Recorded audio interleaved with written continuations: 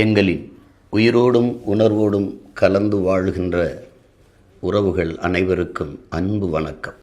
வருகிற ஏப்ரல் 23 நடக்கவிருக்கிற தமிழ்நாடு சட்டமன்ற தேர்தலில் நாம் தமிழர் கட்சி எப்போதும் போல தனித்து என் மக்களிடமிருந்து மக்களுக்காக வந்த ஒரு மகத்தான பேர் இயக்கம் மக்களை மட்டுமே நம்பி களத்திலே நிற்கிறது.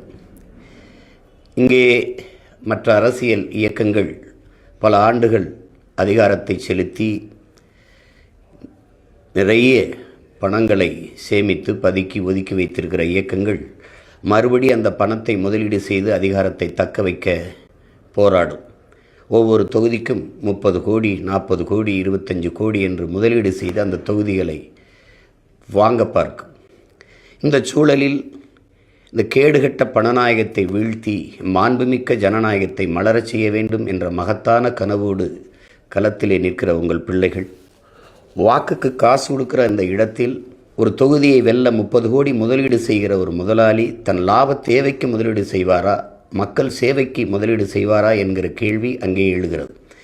அப்போது வாக்குக்கு காசு கொடுக்கிற அந்த இடத்தில்தான் ஊழல் லஞ்சத்திற்கான விதை ஊண்டப்படுகிறது என்பது உங்கள் பிள்ளைகள் எங்களின் அசைக்க முடியாத நம்பிக்கை, உண்மையும் கூட.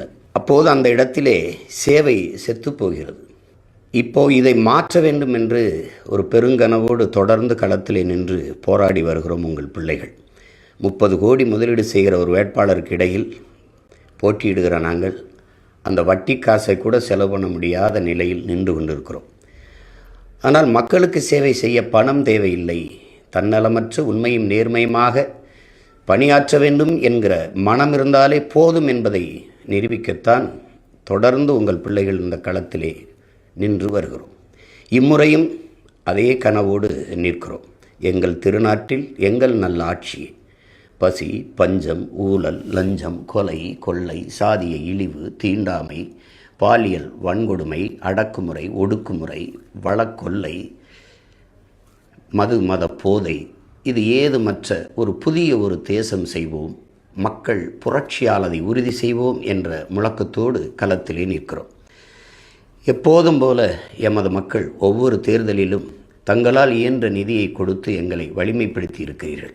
இம்முறையும் மக்களிடமிருந்து மக்களுக்காக வந்த பிள்ளைகளுக்கு எங்கள் பெற்றோர்கள், எங்கள் உடன் பிறந்தவர்கள் இனமாகவும் பணமாகவும் வலிமையாகவும் வளமையாகவும் நீங்களே நின்றிருக்கிறீர்கள். இம்முறையும் நிற்பீர்கள் என்று உங்கள் பிள்ளைகள் அன்போடு கேட்கிறோம்.